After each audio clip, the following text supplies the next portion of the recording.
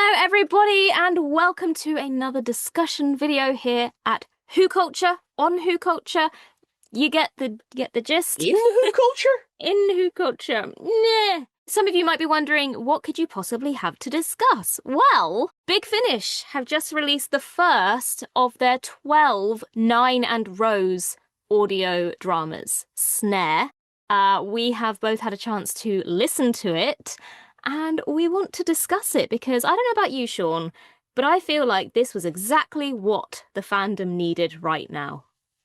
100%. I think so. I know some people will hear audio drama and they'll switch off straight away. And look, I'm not giving out to them. I'm saying I get it because, you know, it being a different medium, you run into this with the comics a lot as well. Because it's a different medium, just maybe people aren't as familiar with it, or, you know, it's not their kind of main point of engagement for Doctor Who. And totally understandable. We're here basically to tell you what we thought of this drama, but also to sort of encourage people again, do check these dramas out. There are the episodes that we get screened that are made, you know, that we watch and we discuss, but they are actually only a part of the overall Doctor Who universe. And I mean, I am not even going to pretend that I didn't love this drama so much.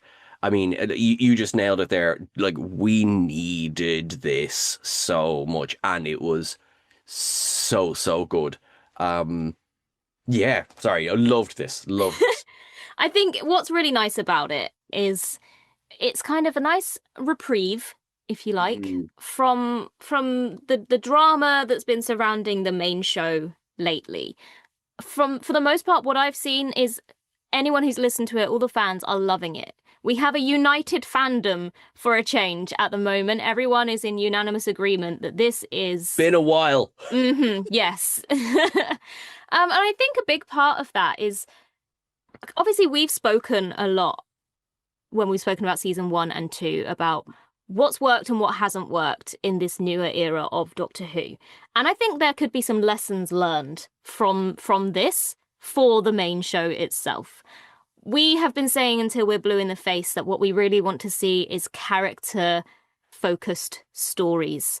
Character and character development, character drama, relationships over spectacle, over how much CGI can we use in this episode, or how can we show off that we've got this massive budget and we can... You know, and this, obviously, visuals are completely removed from this, so they have to rely on those key things to tell an engaging story when you can't just put an elaborate spectacle on screen to kind of distract people from the fact that you haven't developed these characters very well. You know, substance over style is what we've been saying this whole time. And, you know, there were maybe a few episodes, perhaps in season 2, that started to show that a little bit more. The Story in the Engine and The Well, for example, were both episodes that did strip back a little bit. You know, The Story in the Engine was set in a room, essentially. Yeah. And again, with The Well, it kind of went for the character-focused elements of the story for the most part, which worked really, really well. In the last 2 seasons in particular, it's been about getting that content moment, you know, about kind of what can we do that's going to go viral and generate buzz, but not necessarily for the right reasons. And this episode right here is just a reminder that we don't need it to be the biggest reveal ever. We don't need Sutek. We don't need Omega. We don't need the Rani all crammed into a story to have a decent story. This audio drama is set in a block of flats. And I honestly can, I mean, my notes, the last thing I wrote in my notes about this is, how has this hour-long audio drama got more character depth and emotion than most of season 1 and 2? Yep. And I think, for the most part, this audio has been received more warmly than the majority of the past 2 years by fans. And I don't think that's outrageous to say. I won't say it deserves to be reserved. I won't say it deserves to be received more warmly, but yeah, I would agree. It is definitely being received warmly, and I understand why. Do you know what I mean? We should probably talk about the actual drama itself. No, I just like talking about I feel like I'm about totally like, lessons. because I'm saying this, I'm just like, oh, this is amazing. This is a breath of fresh air. It's like, what is? Oh, yeah, of course. It's, yeah. So when is it set? Who's in it? So this is set just after the events of Father's Day. So season Um, 1 of the revival. yes, it's set just after Father's Day, and Rose has decided she'd like to go home for a little while after the events of Father's Day. It was all very emotional. And we also have Kevin, who lives in or his dad lives in one of the flats on the Powell estate. He grew up with Rose, and we also have Marlene, who is Kevin's friend from school, university, art school. So they're our main players. And it's literally set between Kevin's dad's flat on the Powell estate. We venture into a alien spacecraft forest situation. But again, it's a story that's not all about this big reveal. There was a moment where we heard the voice of one of the aliens. Bless you. Thank you. One of the creatures. And I did think for a second, oh, it's Cybermen. Because of the Okay. sound of the voice. And I was like, oh, it's Cyberman. And I actually was glad it wasn't. Because again, this just proves that they don't need to bring back some familiar foe to tell a good story. And the focus here was on family, on relationships and broken relationships. I will say, just going back to this whole idea of, the substance over style, the character development, another criticism we've had for the last 2 seasons of the main show is this lack of conflict between the Doctor and the companion. Yeah. And Rose and Nine are probably the best example of this working well. So to go back to that in this audio and for them instantly to have that conflict, for Rose to call out the Doctor for being insensitive, and for it to end... I guess we probably should put a spoiler warning on this. But for it to end with him learning, end with him learning from what Rose had said and actually changing his actions or doing something because he's listened to that criticism and grown from it. Honestly, I felt it felt like going back to being a kid again and watching it. The moment I heard those 2 voices at the beginning of Nine and Rose, I got goosebumps. I was like, oh, I feel like I'm a child again and everything's right with the world. Like this, everyone deserves their credit for this. But Tim Foley, who wrote this feels like a missing episode of season 1. Like it just, do you know what it doesn't do? It doesn't do winks and nods to everything that came since. Yeah. Which I think, like, you could do that. You could be like I don't know, maybe like a really deep cut Easter egg to 10. 10 would be the obvious one you might do a deep cut to, because obviously Rose spent so much time with 10 as well. There is one really nice little Easter egg that again fits perfectly. If this was a season 1 episode, it works perfectly in, and you're not, because you know exactly what I'm talking about. Yeah. And it works really, really well in that. But I think the first... I thought you were going to tell everyone what it was. I'm sure we're going to go through it. We're going to go through it, aren't we? But I think the things that I loved about is just how much this feels like they never went away. Eccleston is Nine, Billie Piper is Rose, and I mean, I said this before we started recording, particularly Camille Kaduri is Jackie Tyler. Oh my God, she is just perfect. Again, like she never stepped away. It's just... This is nostalgia done right, I think. Yeah. Because it doesn't tell you we're doing nostalgia. Yeah, this isn't, oh, let's try and cram as much as we can in. This is, like you say, this could well be a missing episode. Yeah. It's not trying too hard to be nostalgic. There are those few references here and there. I'm just going to say it because, we'll put a spoiler warning. I'm assuming this is what you meant. Was it the Titanic reference? It was? Okay, that's really funny. It wasn't. No, that was... Oh. No. The one is where I think it's Kevin. I think it's Kevin is talking to, but particularly Rose, and he's annoyed, and you're like a growing wolf. Oh, okay, yeah, no, did write that one down as well. Yeah, Yes. and I was like, brilliant, because that's exactly. I mean, like, because only recently I just did my rewatch of season one, and there's a wolf reference in every episode. Some are more like on rewatch, some are more maybe kind of shoehorned in than others. Like, why is Henry Van Statten's helicopter called Bad Wolf One? But anyway, listen, things like that. But like, it was just like, yeah, brilliant, Yeah. so well done. And no, the Titanic, I get it, but yeah, I just like the time travel joke of the fact he was on the Titanic.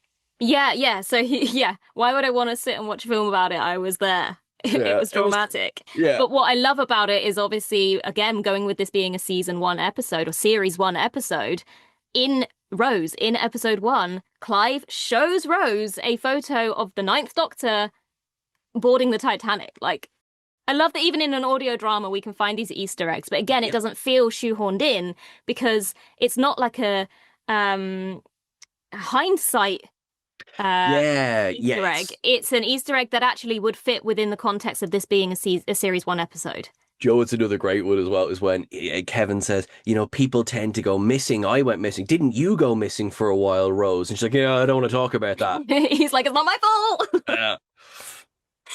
Yeah, but also what I did find quite funny as well is obviously I would assume that the rest of these audios are going to be set between Father's Day and The Empty Child.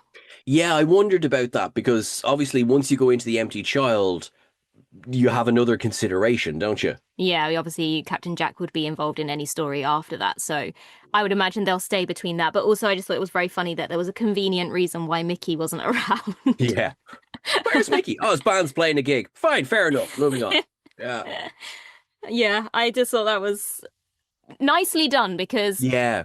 I think it was good that they did mention him because, again, if this is going to fit within the context of series one, to not mention him probably would have been a bit weird. But they didn't dwell on it. It wasn't a big thing. It was like, hey, here's a line. He's not here. Let's move on. Yeah. No, I agree. Like, I'm sure everybody watching this is aware, but like, when we look back, well, how do I phrase this, Ellie? You can't ignore something happened if you're going to write in that time period. You can acknowledge it, but not dwell. And that's what this does. Yes, Yeah. Mickey was there. Okay, cool. But also, Mickey wasn't in every episode in series one anyway, so he was mentioned in those episodes, so it makes sense that he's mentioned here. But he doesn't need to be in the episode. It is not strange for him not to be there. I agree. And the problem, sorry, I always give out to people for doing the inverted commas, and I do it myself. When we go into The Empty Child, is that it becomes more of a plot contrivance to explain Jack not being there than you just be like, oh, we left him on such and such a planet, or da da da. It's like, don't even waste the time. You know what I mean? And the more adventures, like Doctor Who always does this, since the revival. Sure, we saw 13 of their adventures in the season, but then how many times? River's book, how many times was there so many more adventures we just didn't see? Mm-hmm. Yeah, that's what I love about Big Finish. They find those gaps and fill them. Like I have sorry to interrupt you. Sorry to interrupt you. So I don't know. People might have our unfortunately our internet connection is not the best it's ever been today. But a really funny thing just happened is that I mentioned River and you just froze for a couple of seconds. I thought that was amazing. Oh dear. Well, I'm just getting excited about Alex Kingston being on Strictly Come Dancing this year. Folks, if you I'm had so excited. seen the text threads, Anyway, she is not joking. Yeah. You should have seen how many people text me. I received so many messages, not just from followers. This has been a part of my life for a long time before I had this job. I got texts from friends I've known since I was a kid, who've known me since River was in Doctor Who texted me and was like, guess you're watching Strictly this year? I was like, yes, of course I am. But what that actually sparked in my mind was, in terms of Big Finish, the only other Big Finish stuff that I've listened to is the River Song audios, the Diary of River Song series. And they're so great because they find a way of not interfering with the canon of what's in the show itself, but filling in the gaps between, and they just work so well. And this is exactly what this is doing here. Like, we hear about adventures even in the show itself that they've had off screen. So it makes total sense for us to kind of get those stories in different formats. I think it's great. I'm just so excited hearing these characters back. As I say, the nostalgia of hearing those two voices again. And I think Jackie does make it, you're right. This is something that I think Camille does effortlessly, but there's a certain colloquialism to particularly the early seasons of the revival that, I mean, look, I love everything, I love everything to do with 11. But as early as 11, it had started to lose that lived in, this could be happening around the corner feel, which I think Russell's first run particularly really nailed that theme of these were ordinary people caught up in extraordinary adventures. And Russell's second run it was there. It was just, I think the scale of it made it a little bit less, a bit kind of, it wasn't as immediately identifiable as the first run was. And I think this, again, sort of could be a missing episode. And maybe it's as simple as you need Jackie Tyler in there, because obviously Donna Noble's another perfect example of, she was the super temp from Chiswick in this amazing, extraordinary situation. But my goodness, Jackie just like, I'm wearing my dressing gown and my bobble slippers to watch Leo. Things like that is just so normal. And she's talking about like, I'm not going to drink 3 cups of tea. I'll be tinkling for days. She's just a normal person who I love, and the way she speaks, even to Marlene, when because Jackie has experience with aliens. Jackie has experience. There's a reference to one of them. She doesn't name the Slitheen, but like, I had one of them running around my kitchen a few weeks ago. And it just feels so effortless how it feels like I'm right there in the Powell estate, but walking along with them. And as I say, that is something that I do think, and this is not just against Shooty's era or Jodie's, it's been since as early as Matt Smith's that kind of, it has been kind of lessened a little bit, that feeling of, I think because that era went kind of fairy tale vibes, didn't it? So it kind of wanted to, Matt's a fairy tale, and I love it kind for of that. Shiny, yeah, but you're right. The kind of the first Russell T Davies era was relatable. It was not a fairy tale. It was real life. Yes, perfect. Yeah. And that's exactly what this highlights once again. Different ways of life. You've got the character of Marlene, who is clearly from a very different way of life than Kevin comes from, than Jackie lives in. And those different characters, that's a real life situation. In life, you meet different people from different walks of life. And, Jackie knows how to deal with aliens, whereas Marlene's like, I'm just going to take some photos because that's what I'm here for. Yeah, because, I mean, Nine wasn't dying, Rose wasn't dying, Jackie wasn't dying. Kev's our viewpoint character. He's our so yeah, poor old Marlene got the short straw. And if there is a character in this who suffers a little bit from, we are told about her growth, we don't see it, it's Marlene. Yeah, but I can forgive that because everything else was just for sure so great. What did you think about Christopher Eccleston and Billie Piper's performance? Do you think they slipped back into the roles? Were there any moments where you felt they weren't quite the same? Oh, I was sold 100%. There was, because one of my favorite exchanges is 2 minutes. What do you mean 2 minutes? 2 minutes. That's how long it took you to come into this room after I told you not to. You're slipping. And like that exchange was like, oh my God, I feel like I've seen that scene. Just that exchange between them. And like, it's mental. It's been 20 years since they made an episode together. and it feels like I know they've done conventions together. I know like they themselves have spoken in the meantime, but that's how long it's been for us. And I thought they were straight back into it. Mm. I think Like for me, I think Christopher Eccleston in particular, it took him just a little while to get back into the flow of it. But there was a point where I was like, oh, I'm not sure, is this right? But by the time we got kind of midpoint towards the end, it felt like he'd got back into the flow of it, and he felt just like he was 9 again.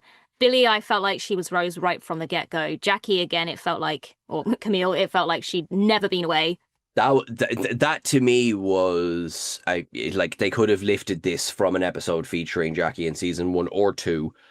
Um, and it's kind of funny as well. Like if we go back to Journey's End, do you remember? Obviously, Jackie turns up in that episode for no reason. Like I would have to give that a down. The logic to her being there, if we were doing our ups and downs, everything else would be an up because it's just like because you just knew you needed Jackie in the story, Yeah. and that's why because she's just Camille. Do you have a few minutes free? Come on back, and just Hmm. do you, and it's brilliant. She of everyone, she's my favorite part of it. In case that was unclear in some way, it's my favorite part of this, hands down. Because just little things like Kevin's leg is injured. You know, can you support him? Of course I can. Hmm. The Like way just she like looks after him, she's yeah, basically helped raise him because he didn't have a good relationship with his dad. Like that's just who she is. yep. And there was a brilliant thing as well, which again is so real. Like and Rose is beginning to understand about Kevin's dad that we used to call him Spider. We used to think that he was a bit mad. And Jackie says, well, yes, he wasn't well. He was on medication that wasn't good for him. He was hot and he was cold. And I think Rose says something like, "Oh, why didn't you tell me?" She says, "You were too young, love. I mean, you don't know what to say, do you?" I'm like, Jesus, I've heard people say that exact thing Mm. about, and it's you get the community sense because communities they support each other, and also communities close doors and they do keep things quiet, both in terms of protection and also, like Jackie says, sometimes you just don't know what to say. Yeah. And I thought, bloody hell. I'd be like, in this audio drama about, a man with an extra door in his apartment and like, oh, there's a forest. You get these really heavy hitting moments as well. I mean, this isn't a light story. As light as it's presented, this isn't light. No. And it just goes to show that, like we've said, that realness, that relatability that you really can feel is missing in the show at the moment, the main show at the moment. And it Mhm. just highlights the fact that it's not it it kind of makes you ask the question of how have they not realized this, because this audio drama has just shown you everything you need to just go back to those basics. The reason the show was so successful back in 2005 was because of this relatability, because of the realness, because of the characters like Jackie, Yeah. because it wasn't polished and shiny and full of amazing effects, because it was about those characters and about real life. I really hope they can learn something from this. I'm hopeful for the war between the land and the sea. Um, from the trailers we've seen so far, I feel like we may have a bit more of that kind of grungy realness to it than what we've seen in the main show itself. But again, I'm not sure. I think it's just a new age of storytelling, a new age of television where it is kind of about spectacle a bit, and this just highlights that it doesn't need to be. I agree. I think my understanding of Big Finish is that Big Finish is not the kind of content that is about getting millions of eyes on it. Not saying it doesn't deserve it, but it's not about the getting the millions of eyes on it, making all of this revenue about, getting the viral moment. It's not about that. And maybe that means there's not to say that there isn't pressure in making it, but less pressure in terms of getting, you know, like it's the trending clip of the week, Hmm. which has, I think, to a large extent taken over visual storytelling. Doctor Who, by no means, is the only franchise that's now a bit guilty of it. But yeah, it is. I remember I was watching. I was watching the making of The Return of the King. How's this for a segue? And in it, they were talking about, the advancements of both CGI and how the story changed between the Fellowship of the Ring to the Two Towers to the Return of the King. And Peter Jackson was saying, in the Fellowship of the Ring, we had a couple of those money shots. He says, but the Return of the King is a film filled with money shots. And I think so much visual storytelling now is about getting the money shot as opposed to getting the small character beat or about getting those moments. And without those moments, you can have the most visually spectacular thing in the world, but I don't care because I don't care what's happening. It looks great, but I'm not interested. Yeah. And it's interesting though, because by Big Finish basically removing that element and just focusing on that key thing, it's being talked about. You're getting that discussion and that content out of it just by staying true to what it should be. Yep. 100%. And just kind of knowing what your audience actually wants. That's it. And I mean, look, sadly, maybe Big Finish doesn't do the crazy numbers that even the lowest rated rated in terms of eyes on it, not reviewed, episode might get. But I do hope that changes, because we just got a little gift there, didn't we? We got an episode that I loved. It had heart in it. Like, I really, really felt, yes, it comes with, we know who the Doctor is, we know who Rose is, and we know who Jackie is. So it did have that to its advantage. But I felt for Kevin, and I felt for his dad. The ending got me. It really did. Yeah, and I will say, it wasn't Murray Gold, but the music in this is a big reason for that. And I guess when you're doing something with audio, the sound is very important. The music was by Howard Carter.